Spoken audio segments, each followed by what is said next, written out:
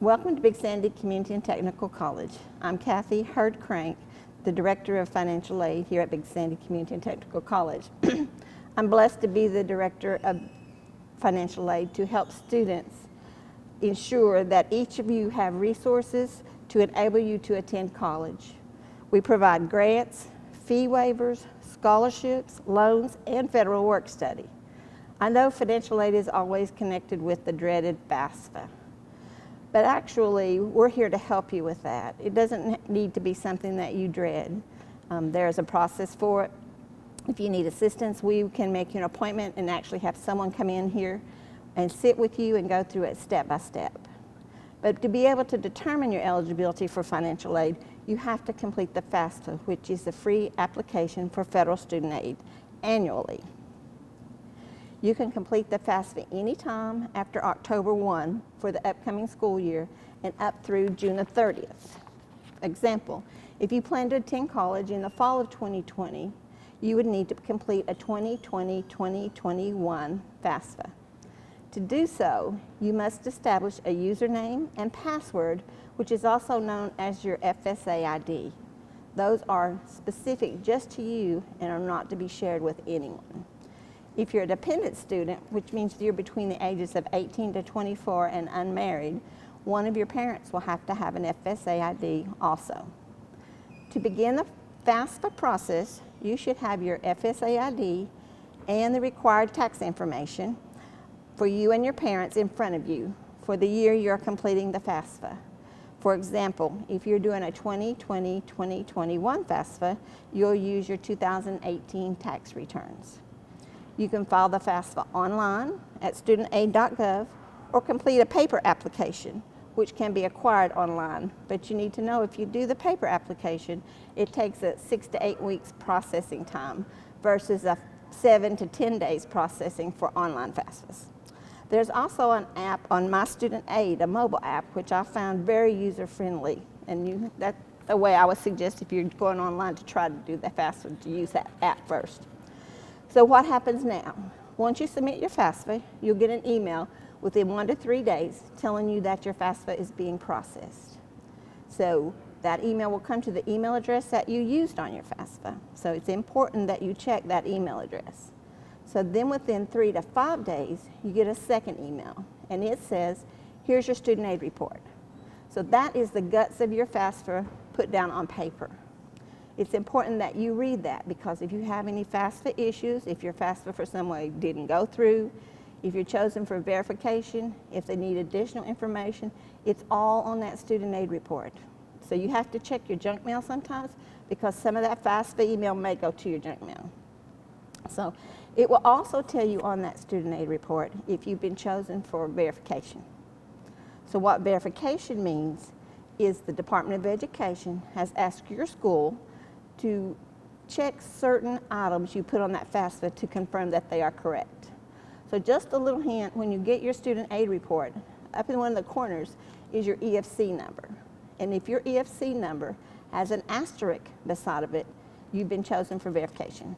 But it also tells you that as you read through your FAFSA. So that EFC number is part of determining the amount of aid that you are eligible for. So let's say you've got the asterisk and you're chosen for verification, and what happens next? So your school should be sending you information telling you what documents they require based on the verification class that you have been assigned by the Department of Ed. We will send those at Big Sandy, those come directly to your school email. So it's important that you read your school emails. That's always how financial aid will talk with you, is by your email. So you have to complete the verification process for your financial aid eligibility to be determined.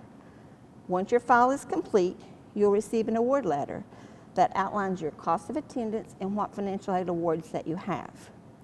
It is important to remember that you can never receive more financial aid than what your cost of attendance is. So after your file's complete now, so you've got your financial aid files complete and you've registered for classes, your schedule's reviewed to be sure that the classes you are taking are needed for the credential you are seeking. Title IV financial aid can only pay for classes needed for your approved credential. Title IV financial aid is Pell Grants, loans, and federal work study. Remember, October 1 again, you'll fill out the newest FAFSA, which will be the 2021-2022 FAFSA, and you'll use your 2019 tax information. So now, as you sail through your first semester, you're required to do 3 things to maintain your financial aid eligibility from semester to semester. 1, you must maintain a 2.0 grade point average. 2, complete at least 67% of the classes you attend.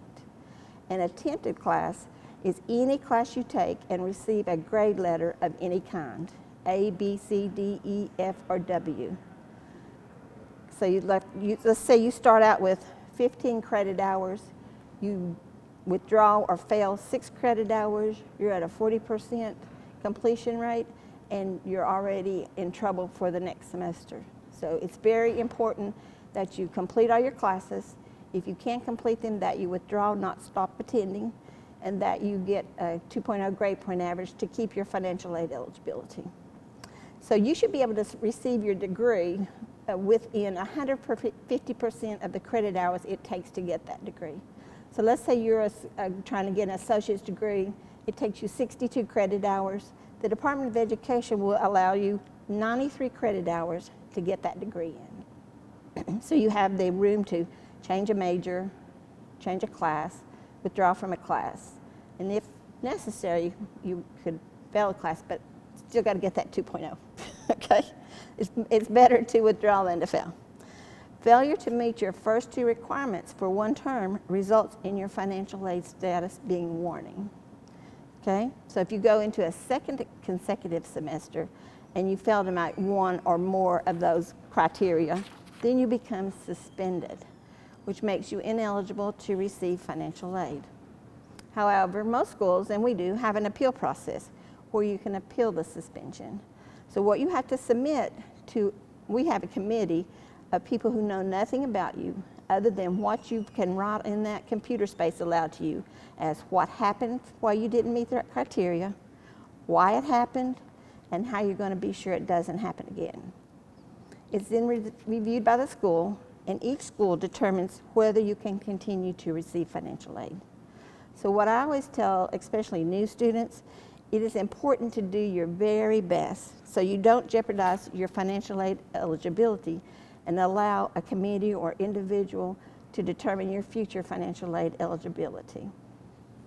I know it all sounds kind of scary, but help is available with our office in many forms. Specifically, we ask you to come to the financial aid office for assistance. We're more than happy to assist you. You're not alone in this process. We have staff located at the Prestonsburg campus, at our Mayo campus, and at our Pikeville campus who are more than willing and more than happy to help you in any way they can. We look forward to seeing you.